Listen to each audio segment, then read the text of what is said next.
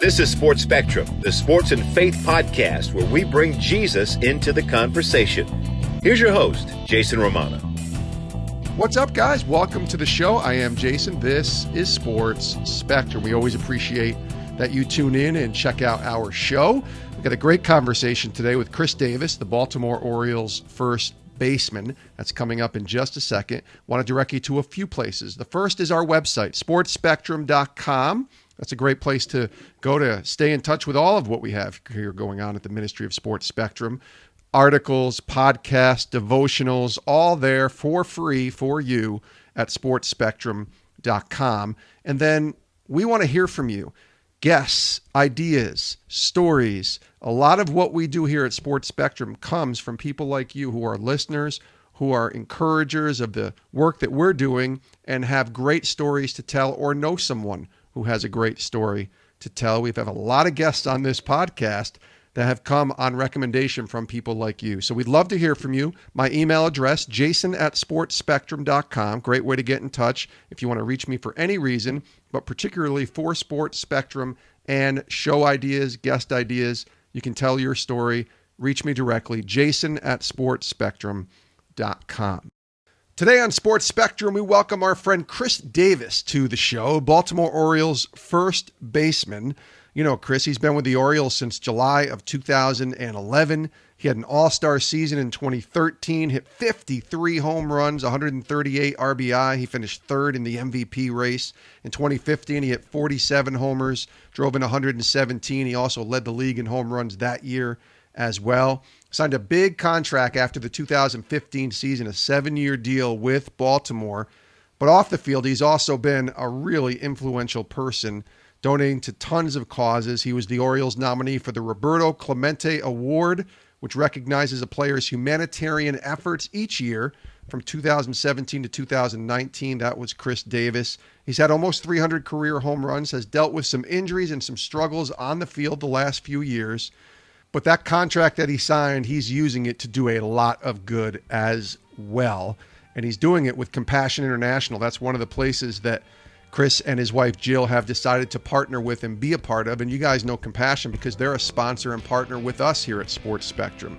So take a listen to our conversation with Chris Davis, the Baltimore Orioles first baseman, as we talk baseball, we talk faith, and we talk philanthropy and giving back. Chris Davis joining us here today on the show.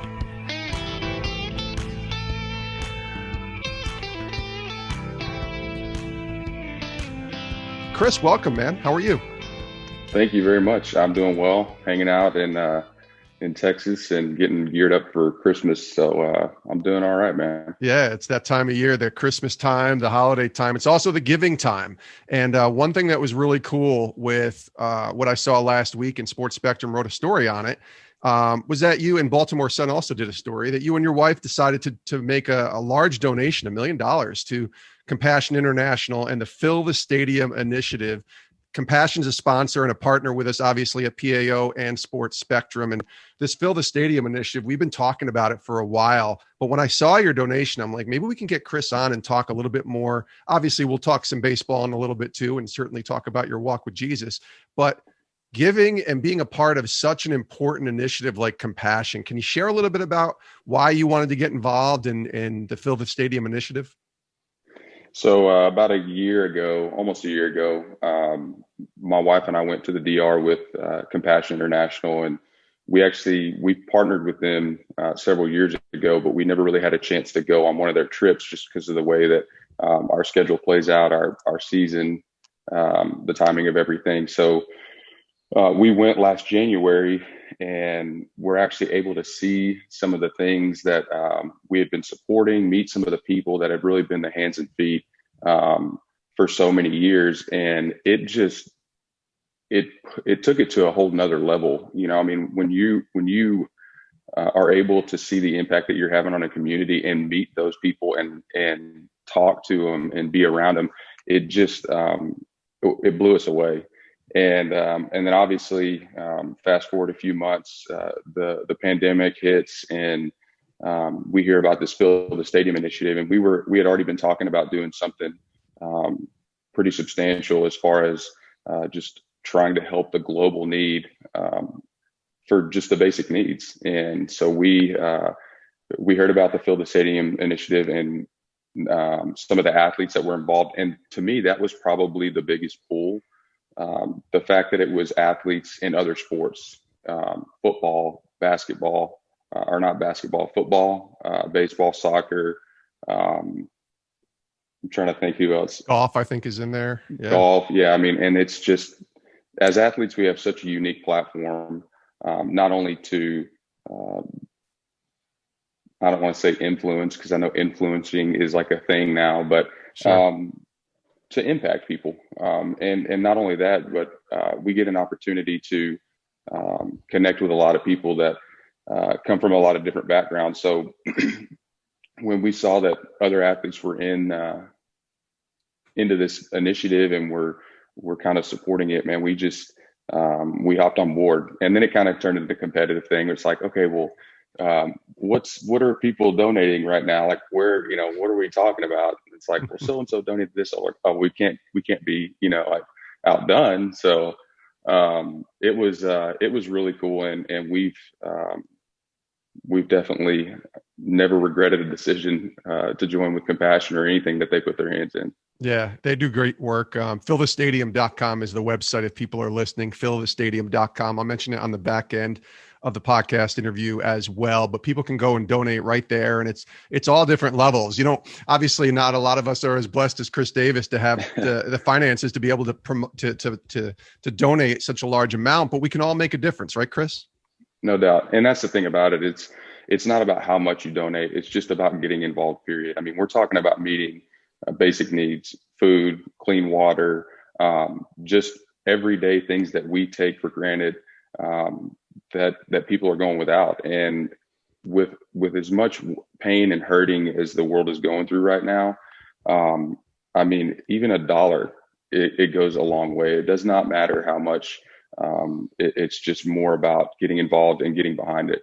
Yeah, I completely agree. And it's something, as it says on the bulletin here, it's a stadium that cannot remain empty, as it's 70,000 kids right now that are without a sponsorship, which is the size of an average sports stadium, football or baseball stadium. So yeah, people can go and donate, fillthestadium.com, and learn more. And just such a great thing you're doing, Chris. So really appreciate you and Jill really making that donation and getting behind an initiative that we're behind as well here on Sports Spectrum.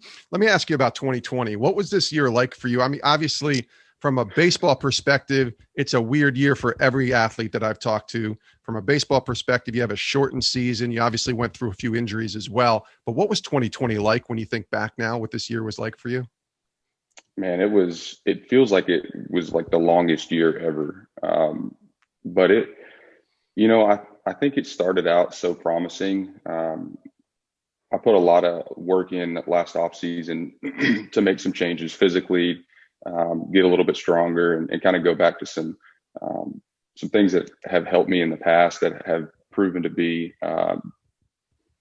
beneficial for me. And I think that starting in spring training, starting it like I did, and starting to see some of the fruit, from all the labor that I've put in, it was very encouraging. Jill and I were actually talking about how we had made this decision as a family to stay together instead of separating, with one of our oldest being in school, and they were just going to come with me. And so spiritually, we were all in a good place. We felt like there were a lot of things ahead of us that God was really had been preparing us for so many years, that we were getting ready to step into. And then everything shuts down, and we're just kind of standing there scratching our head, not really. We didn't know if we were going to stay in Florida, if we were going to try to go to Texas or Baltimore. It was just, there were a lot of unknowns. So we ended up eventually coming back here to Texas. And then it was ridiculously stressful because you're trying to navigate these uncharted waters with everything going on around you. And for me, I couldn't just sit back and say, you know what, I'm going to take a little bit of a break and just, try to relax, try to regroup. I just kept going. I was like, at the end of the day, if I don't get the job done because I've done too much, I'm okay with that. If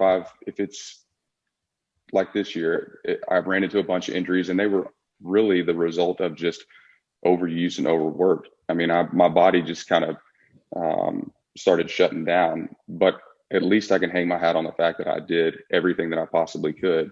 And then not just the physical side of it, but mentally and emotionally. So I'm the player rep for the Orioles because I'm the old man in the clubhouse. But Right. we're trying to negotiate with MLB, trying to get the season started, trying to figure out if we're even going to be able to have a season. There was so much legwork that had to be done, and then we actually come to an agreement and go to Baltimore in July, the end of July, and it was a completely different world. I mean, it really was. And my hat's off to our training staff, our administration for doing everything that they did to keep us safe. But man, it was just a weird environment to be in. And I think probably the hardest part from a faith standpoint is everything that we had to go through. It was all kind of centered around isolation and keeping your distance. Yeah. And as a believer, that's the last thing that you want, especially when you're going through something like the COVID pandemic. I felt like when it really started in March for us, that's when everything shut down and it kind of became reality. I'm like, this is God saying, taking something that could be, catastrophic, extremely devastating, and saying, look at what's going on around you. Now look at me. We had to stop everything. Our agendas were completely destroyed. And I was like, man, this is going to be such a good time for everyone to really realize who's in control, the fact that God is still here. He hasn't deserted us. He hasn't left us, and really give people a chance to lean into that. And I think that was the case for a while. I think the isolation, the separation for me kind of wore on me. And I'm just glad to be hopefully putting this, in the rear view sometime soon. But it was a strange year, man. It really was. Yeah, it had to be weird even just playing a baseball with a mask on. I was just looking, here's how I know. I didn't watch all of your games, obviously. I watched a good portion of baseball in July and August and September, or I should say August and September. But I was looking through some Associated Press pictures because this is going to be a podcast that will go out, and searching Chris Davis. And there was pictures of you and you were wearing your mask in games. And I'm thinking, and there was a few guys that did that, but that had to be so weird and just different. And, that has mentally, baseball is such a mental game, and suddenly you're putting a mask on and still trying to play this game. That's got to be so hard. It was not by choice. Sure, no, of course. That I wore the mask in game, but so we were supposed to play the Marlins right when like their whole team, really their whole organization, was just crushed by COVID, and so we ended up flying to Miami, hanging out in a hotel for about 24 hours, not playing, not going to the stadium, and then going straight back up to Baltimore. We ended up switching our series to a later date and time, and I think we played the Yankees or something. But I woke up one morning, and every morning we have to take our temperature reading and go through this screening process. I woke up one morning and I had a slight fever. I mean, very slight. And I thought it was more due to the fact that I was just exhausted. We had been traveling. It was kind of a weird travel schedule. And I knew I wasn't sick. I knew that I could still smell, I didn't have any of the other symptoms, but I had to report it, and it's like, you have to fill out this screening form every day. And I'm just sitting there thinking, if I don't say anything about it and I do have it, that's just irresponsible. And that's just not the right thing to do. And plus I don't want to be dishonest. So I reported it, and it was like, quarantine for 48 hours while you get rapid tested. I think I was tested 8 times in 2 days. Wow. And it was in a multitude of ways too. It was like, it wasn't just a swab or spit test or anything like that. It was like every kind of option that they had, I ran through. And so when I came back, that I was obviously negative. When I came back after the 48 hours, it was mandatory that you wear a mask on the field at all times for at least 7 days. So that's Wow. why I was wearing a mask in game, and it was tough, man. I mean, I have a beard, and I'm a big dude. I sweat a lot. That we're talking like end of July, beginning of August in Baltimore, Yeah. and you throw a helmet on, and then you throw a mask on with that, and it was just like, I mean, I remember being at the plate, and my eyes were just like fuzz because I was just sweating so much, and it was frustrating. But I mean, everybody was having to deal with the same issues. You know, everybody was having to go through the same challenges, the same obstacles, and it was.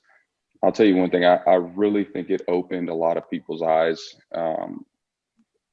to how big of a part of the game that fans are. I mean, it's just it was a weird and very empty feeling. I mean, I know, no pun intended, but it really was. I mean, it was like, man, we have this fake crowd noise going off, you know, like there's nobody there. The cutouts were funny, you know, and they were like Sure. kind of cool at first, but then it's like, man, this is just not the way it's supposed to be. Yeah, and I've been down to Camden. We usually take a trip. I live here in Connecticut at least once a year. My pastor and his son are huge Orioles fans, so we take a trip down to Camden. It's the best, and it's always got fans, whether you guys are struggling or whether you're having, Right. a lot of success. The fans there are great. And when you take that away from a place like Baltimore, a place like St. Louis, Boston, New York, wherever, where the fans are going to be there no matter how the team's doing, it's got to be such a crazy environment to try and play in when it's just silent. Yeah, it you really can hear is. everything.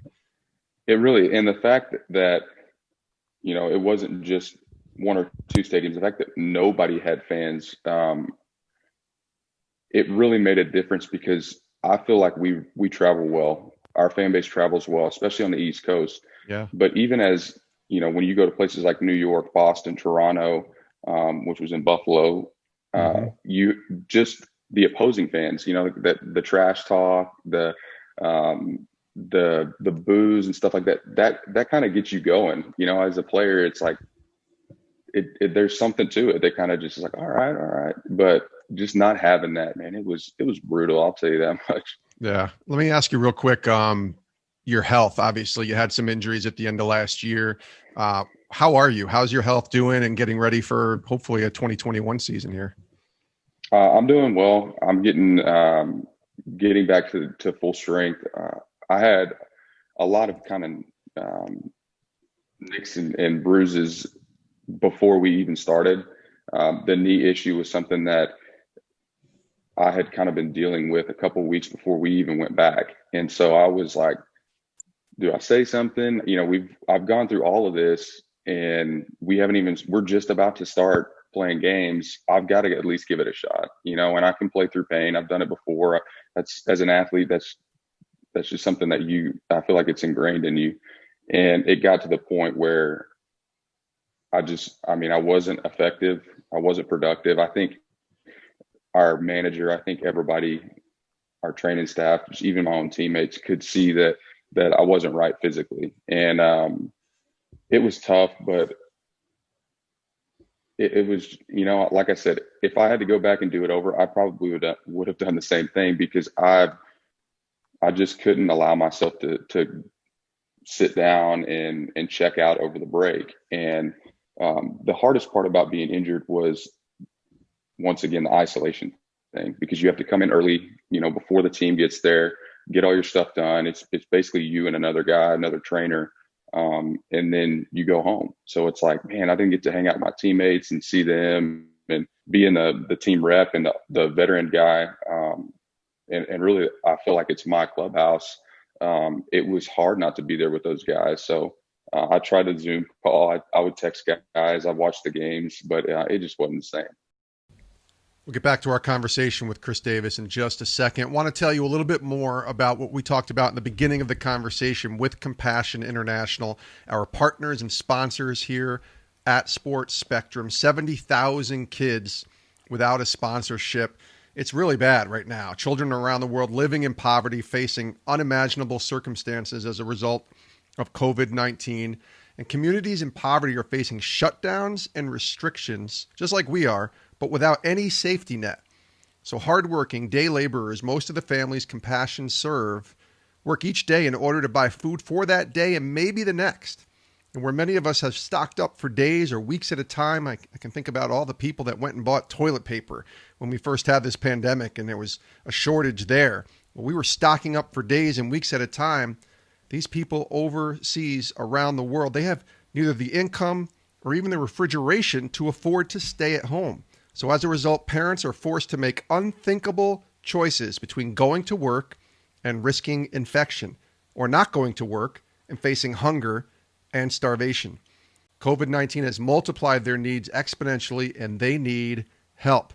So Fill the Stadium, joining with Compassion, is a pro-athlete-led initiative raising critical resources for 70,000 kids and their families impacted by COVID. Now, Chris Davis was as generous as they come, donating $1 million towards this Fill the Stadium cause and initiative.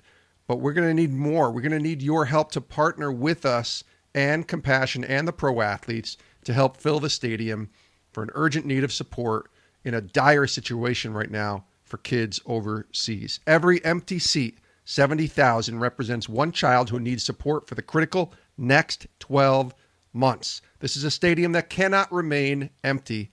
So do us a favor, go to fillthestadium.com and you can click give and donate right there. But read the stories, read some of the athletes who are involved and help these kids who are stuck in poverty. Fillthestadium.com is the website, and thanks. Chris Davis is joining us here on Sports Spectrum, the Baltimore Orioles first baseman. Let's hear your testimony real quick, if you could. Share a little bit about where Christ kind of became real to you and you said yes to the Lord. So I gave my life to Christ when I was 6 years old, was baptized in a Baptist church. It took me about 18 years to really understand and start to walk with Christ on a daily basis. And it took me a while to understand what that really meant, what it looked like. I can't tell you how many just strong, godly men that God has put in my life to disciple me, to just kind of grow me in my relationship. And when I was about 24, baseball kind of became, I don't want to say it turned into a job, but I started to realize that baseball was going to end, and baseball had a huge hold on me. And there was way too much of my identity in baseball that I really wanted. And that's when I was like, God, if this is what you have for me, let's do this. If not, let's do something else. I'm about to get married. My wife at the time, or fiance at the time, was driving back and forth between Dallas and Austin after working 12-hour shifts as a nurse. And I'm like, this is not what I want for my family. And I made a decision to basically just go all in. And I had been a believer for several years. I knew that I wasn't living the way that I was being called. But at the same time, I felt like I was kind of on the edge of the pool, just kind of half in, like dip a toe in, then dip, it was back and forth. So I made that decision and said, look, I'm giving my baseball career, I'm giving everything in my life that is on a pedestal. I'm giving all that to you, and you're driving.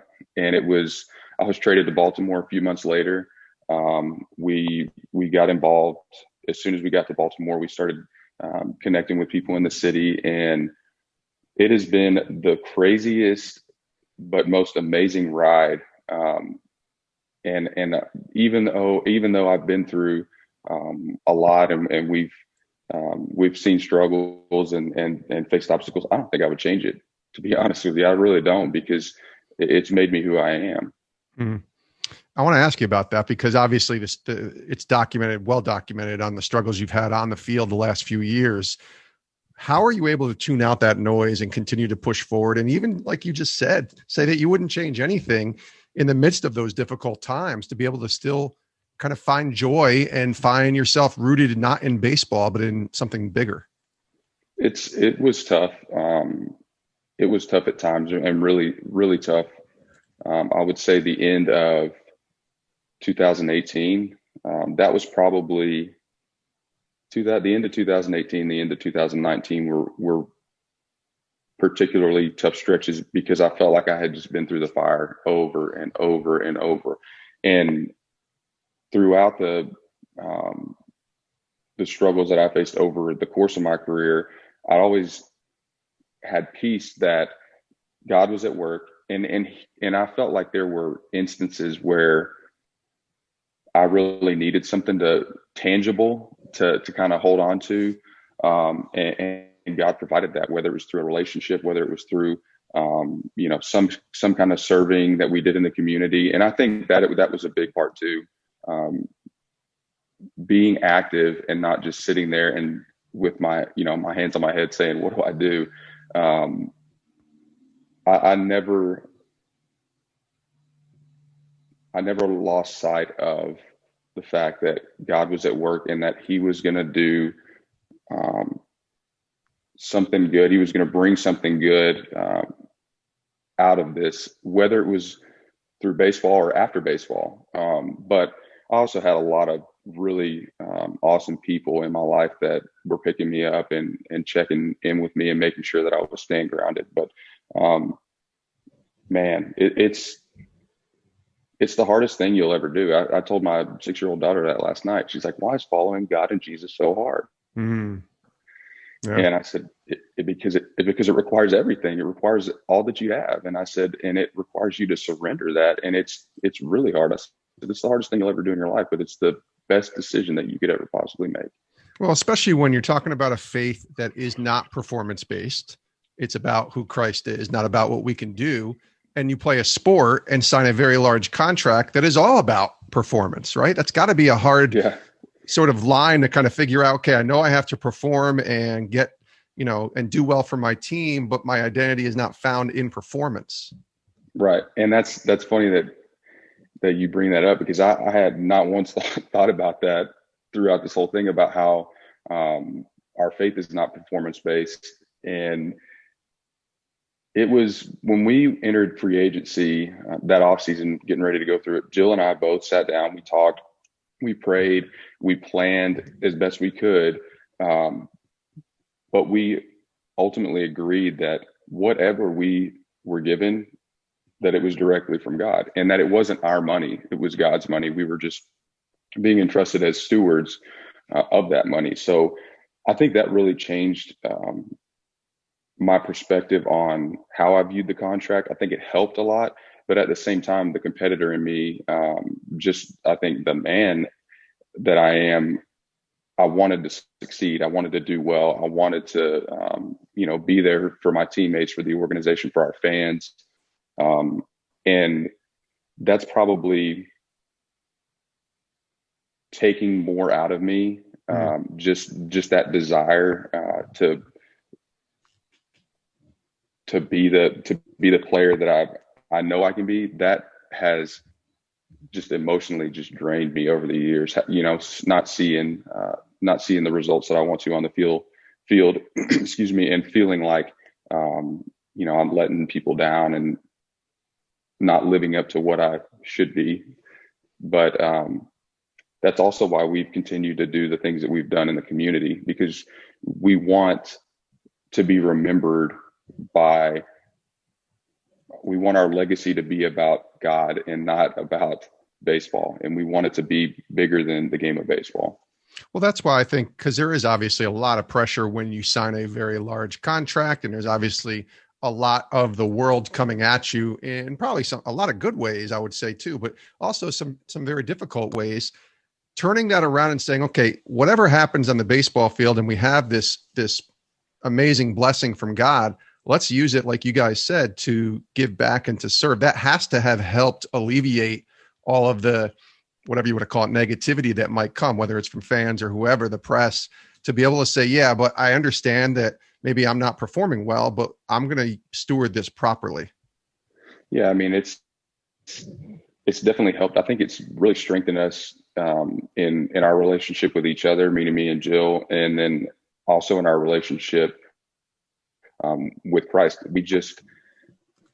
We want to be faithful and obedient with what we've been given, and we want it to be consistent and not circumstantial. We don't want it to be something that comes and goes. And when we're feeling good, we're feeling holy, like we're out and about serving and giving and doing all that. And when we're, struggling a little bit or scuffling, we're staying in, and we didn't want it to be like that. We wanted to be consistent, and we wanted to be there for people that we're dealt a tough hand. I guess we wanted to be there for those that needed help and show them the love of Christ, the power, and the kindness and the care. Yeah, that's good. He is Chris Davis, the Baltimore Orioles first baseman. Last couple of questions. I don't even know if this is a fair question to ask, but you are a player rep. What do you think 2021 is going to look like? And it's maybe too early to even think about that because we're still in the midst of this thing and still going through it. It sounds like there's some promising things coming on the horizon with the vaccine and being able to kind of, now that you've gone through a couple months, you can actually play baseball during this. I'm hoping we have a full 162, right? What do you think? Yeah. Yes. Yeah. That's our hope as well. And I think that just going through what we did this past year and really proving not only to MLB, but I think to ourselves as well, that we can play in those conditions.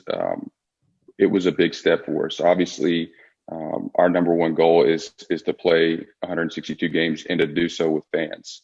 That's going to be probably the biggest challenge. But we want fans back in the seats. We want to see their faces. We want to hear them cheer, and we want to.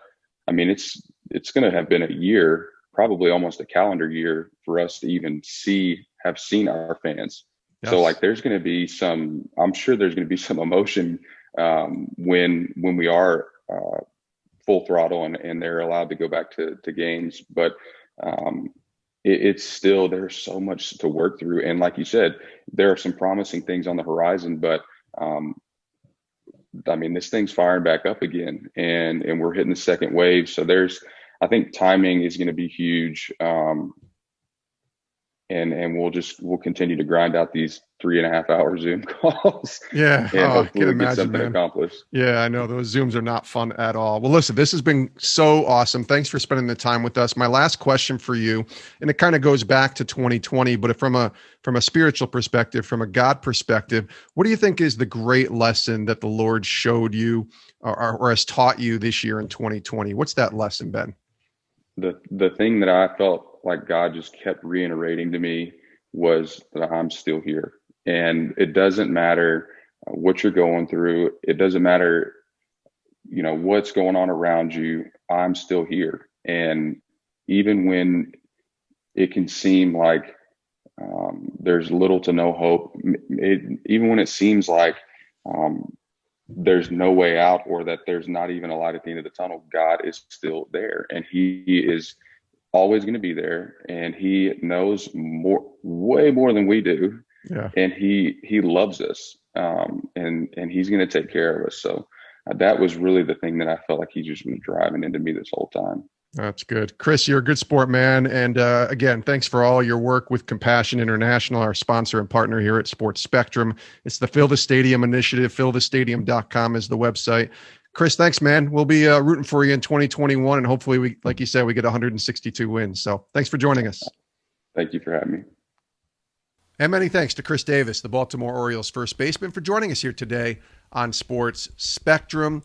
That was an awesome conversation. I mean, he was very candid, very forward about, the struggles that he's gone through and the pressures that come from being a baseball player, signing a large contract, but also that contract being a blessing and him being able to turn around and use that money to help others, to serve others. I like Chris Davis a lot, and I really enjoyed our conversation. I hope you guys liked him too. Obviously, he's had a lot of struggles on the field. I'm hoping that 2021, I know he's hoping it as well, is a bounce back year, and he can still be a contributor to the Orioles in the major leagues. I mean, he's only 34 years old, so he's got time here, and he's got 2 years left on his contract, and I hope that he has an outstanding year in 2021 with the Baltimore Orioles. But knowing that contract that he signed, it's going to help others, and the money that he's using and stewarding well to donate and to serve and to really be the hands and feet of Jesus for a place like Compassion International and Fill the Stadium, helping children in crisis. That's awesome, man. So we appreciate Chris for joining us and wish him nothing but the best. Again, Chris is involved with Compassion and Fill the Stadium and the Fill the Stadium initiative. Go to fillthestadium.com. Check out the website. I promise you, you won't regret donating and helping in a situation that's very dire right now for a lot of kids across the world because of COVID and their families as well. Go to fillthestadium.com if you can and donate today. Help restore what COVID-19 destroyed at fillthestadium.com. Thanks again for tuning in to today's show. We'll see you next time. We'll have a brand new episode here on Sports Spectrum. Before we go, make sure you check out our website, sportspectrum.com, and then make sure whatever app that you're listening to this podcast on, that you subscribe to the podcast so you never miss an episode like this one with Chris Davis here on Sports Spectrum. And then do us one last favor, tell someone. Go tell someone about Sports Spectrum. Let them know about this conversation with Chris Davis. Maybe you have a friend who's a big Baltimore Orioles fan.